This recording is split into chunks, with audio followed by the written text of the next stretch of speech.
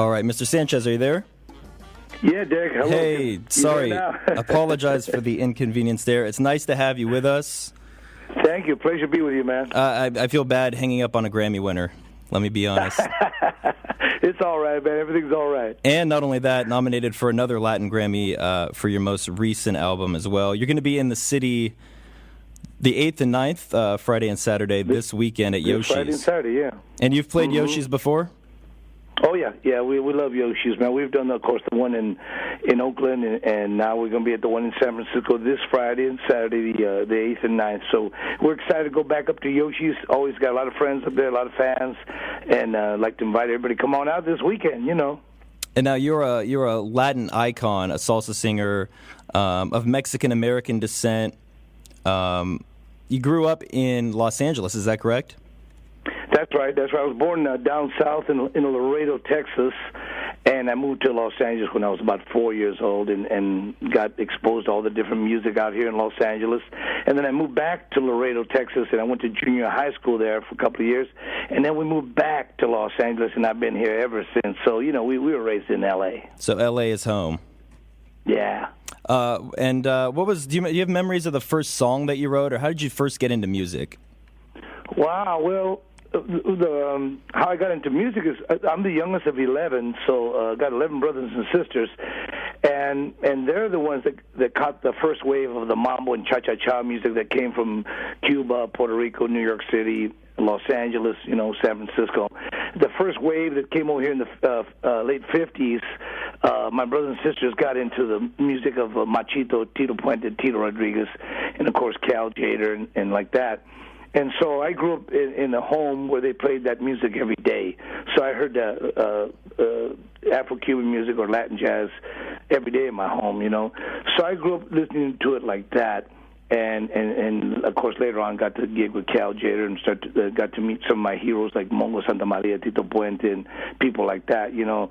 And the first tune I wrote was, Baila Mi Gente. That was the first one I wrote back in about, I don't know, I think that was about 1979 when I recorded my first record on my own.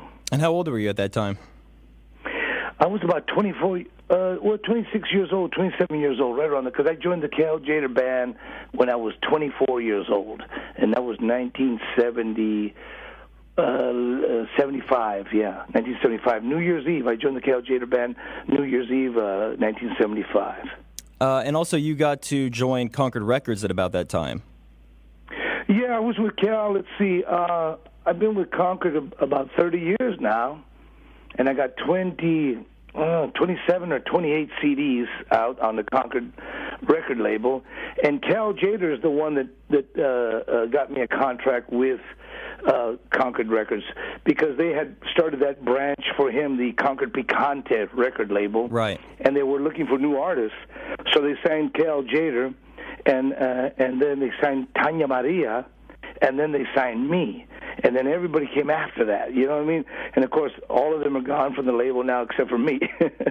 But I've been there a long time, and it's been a great relationship with Concord. And we're getting ready to do another CD here in the next few months here. We're going to do a tribute to John Coltrane on our next record. So I've been with Concord for quite a while, and Cal Tjader helped me get that contract. Although I had two other albums before I signed with Concord. I was with Discovery Records, and I did two albums with them before I had signed with Concord. So there's close to 30 records out there. That's fantastic. And one of the reasons I brought that up was because I'm actually born and from the city of Concord, California, which was the birthplace of that record company, although I think it's no longer based in Concord, California. But I just wanted to give... Not no more, but yeah. I remember the office there, yeah.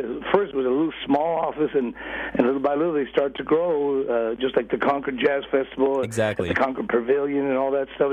Everything started growing out there, and they were there for quite a while. And now they, of course, moved up the road. They're in Beverly Hills now. Yeah. Excuse me. A little different.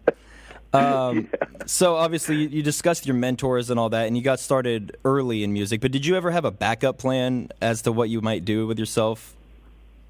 Well, first I loved music ever since I was a kid and learned to dance from my brothers and sisters and started playing the guitar and playing around the neighborhood and just playing little local bands in the neighborhood, And I got married, so I had, you had to put food on the table. So I worked in a foundry. I was a foundry worker in Los Angeles, and so I'd work in a hot steel foundry during the week, and then weekends I'd play my little gigs around town. So I really did. I mean, I wanted to be a musician, but to be a musician and to be able to live off it, that's another story. You know what I mean? It was just on the weekends I would do that. But luckily I had the chance to sit in with Cal Tjader's band, and that was 1974, and I sat in with him at the Concerts by the Sea in Redondo Beach, a jazz club that was there for many years. And he liked the way I played, and he asked for my phone number and address. I thought he was just being nice to me. And a couple of weeks later, he gave me a call, man, and said he wanted me to work with him. And I did one gig. I did New Year's Eve with him, 1975, at the Coconut Grove at the Ambassador Hotel, downtown Los Angeles, opposite of Carmen McRae's band. Boy, let me tell you, I went right to from nothing to the top, And so Cal liked the way I played and asked me to join the band. I was with him for 7.5 years. I won a Grammy with him in 1980 for La Onda Va Bien, and I was with him the day he died in Manila in the Philippine Islands about 30 years ago. Wow.